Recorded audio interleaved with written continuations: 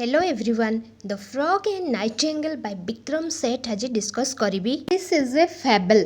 What is fable? As you must know, fable is a form of literature in which the animals act as human beings. The characters are animals, but human activities are portrayed through animal like characters. Animals do the activities of human beings. Through the characters, human follies are portrayed. It gives a moral message. Panchatantra कहानी तुम मैंने सब शुणी पदर बंधु प्रकृत बंधु गोटे बिलुआ काऊ ए सब हरिण किपरि जाल रे पड़ी जाइथिबो ए सब स्टोरी जेमती तो से गुडा सब कहउची fable. Good ones are humiliated, manipulated, used, bothered by the evil ones or the bad ones. Poem is replete with implicit meaning. Poem has deep meaning.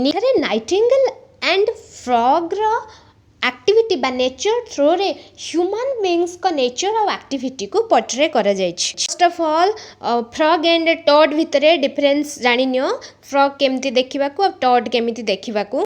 green color frog होची जोटा कि पानी पाखरे रुहे बा ताको हमें जदी ओडिया रे कोंदी बामुनिया बेंग आई थिंक देन एटा को कहिबा घरुआ बेंग. हमरा डिस्कशन स्टार्ट करबा पूर्वरु मु किछिटा क्वेश्चन करबी जहार आंसर हमें ए पोएम थ्रू रे एंड रे पाइबा. First question, have you ever rely on external validation? कौनसी जिनस रे भी बा कौनसी कार्य रे भी तमे माने अन्य मानकर मतामत लोड कि बा बाहर लोक तुम मानकर कार्य को बा तुम मानकर जे कौनसी जिनिस को वैलिडेशन दबा नेसेसरी बोली केते जन तुम मानक भितरु भाबो. Have you come across such type of people who can't own the art skill you have, so they determine to destroy what you have? Have you ever seen or noticed or felt some people are jealous of the applause or the appreciation you receive from others? This kind of people ever tried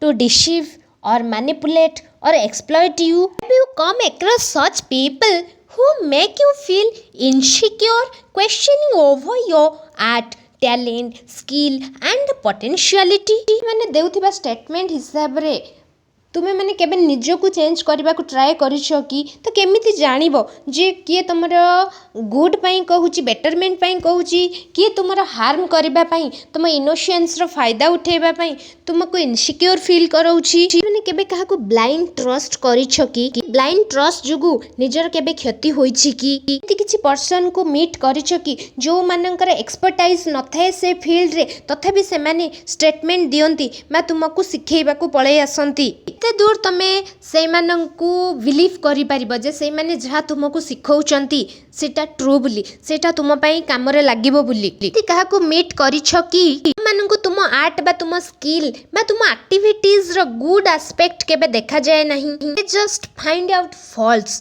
they just point out at your mistakes बा मिछरे मध्य से माने कोनसी गुटे रंग aspect बा bad aspect खोजी खोजी की बाहर करंती. ताको कहंती जीरा रु सिरा काढिबा बा ब्रथा दोष खोजी खोजी की बाहर करबा. त हम सराउंडिंग्स रे में एमती बहुत लोक मानक संस्पर्श रे प्रत्येक दिन आसुछे माने फ्रंट रो अपियर हुअंती जे से माने हमर गुड करूछंती बोली but actually they did our bad. एमिति किछि लोकन को भेटिछु कि जो माने तंकर एक्टिविटीज पई केबे भी से माने गिल्ट फील करंती नाही. जो मिस्टेक करंती से मिस्टेक को से माने गोटे बेटर फॉर्म रे प्रेजेंट करबा को ट्राई करंती. मानकर दोष संगे संगे बाहर कर दिंदे अर्थात निजर फॉलिज को लुचेबा को जाई से अन्य मानक उपरे मध्य दोष लदी दियंती एवं निजको बहुत कनेक्ट बा क्लेवर बोली कंसीडर करंती. माने ट्रेचरियस वे रे गुड पीपल मानक किपरि एंट्राप करि दियंती अपॉर्चुनिस्ट होई जाई अन्य मानकर बा जो गुड पीपल मानकर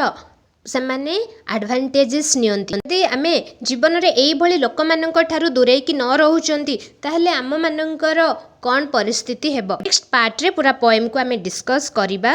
सब क्वेश्चन कौन सी आउट ऑफ टॉपिक नुह ए पोएम रे सब पार्ट सब प्रश्न रो उत्तर गुडी को हेउची ए पोएम रो मोरल मेसेज.